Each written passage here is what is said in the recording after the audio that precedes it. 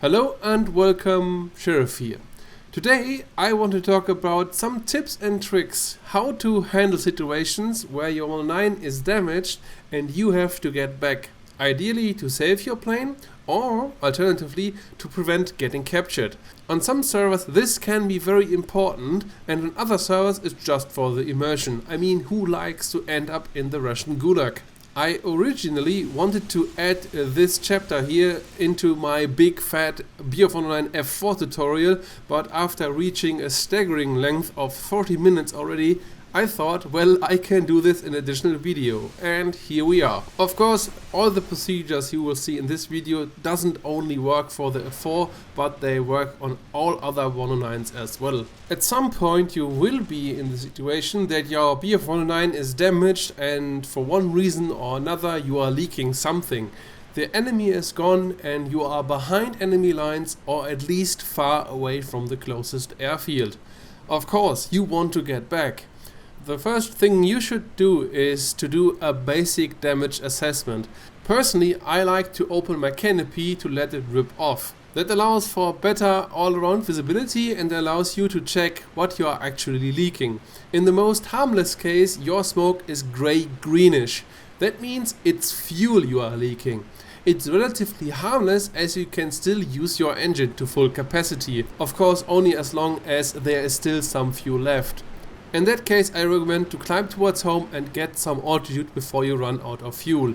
With most fuel leaks, it makes no sense to save any fuel with low engine settings, as the fuel pours out much more quickly than your engine actually can consume. So the best thing you can do is to use your engine as hard as possible to get as much altitude as you can. Climbing to altitude has a number of advantages over just flying straight. First, you travel faster on altitude. Second, even without any fuel you can glide quite a bit. And third, it's safer in case you get attacked again. Gives you time to bail out and things. If you're lucky, it's only a minor leak and you can fly back to base normally.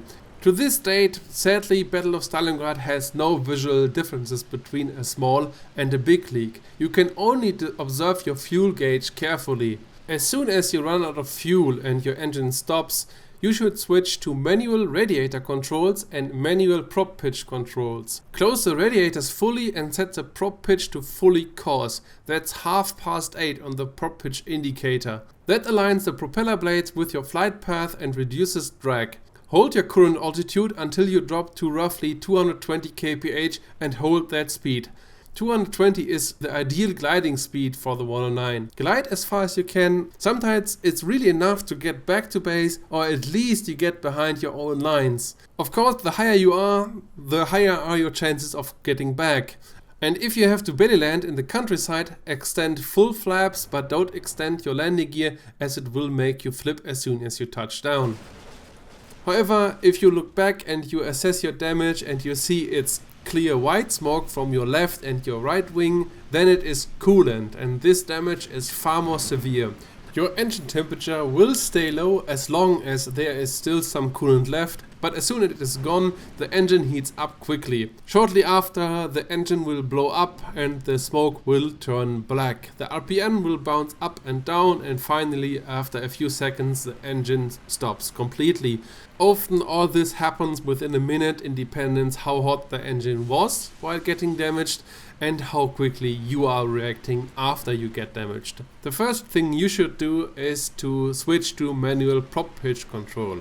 And now you set up your propellers in that way that you get around 1500 RPM while having a manifold pressure around 0.8 attar. Your propeller blades will be pretty much coarse. Not fully coarse, but something around 10 o'clock maybe on your prop pitch gauge. If the engine is about to get too hot and the indicator touches the red marking, turn the engine off, glide a bit and hope that the engine cools down a bit. If you are lucky, one radiator is still working and you can restart the engine later on. Ideally, at the beginning of your way back, you climb a little so you have a little altitude to work with later on as soon as your engine ceases.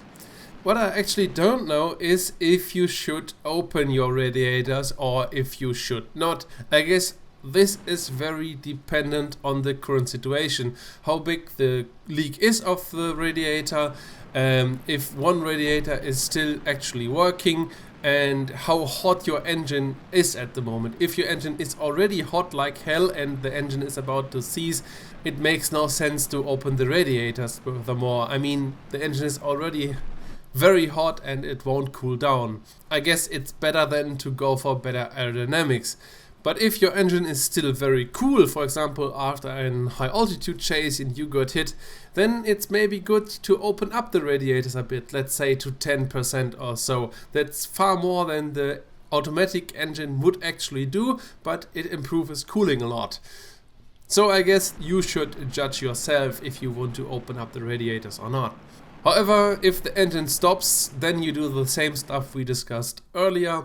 Set your prop pitch to fully coarse, close the radiators and glide as far as you can. And the entire procedure is basically the same if your engine is leaking oil and is smoking black.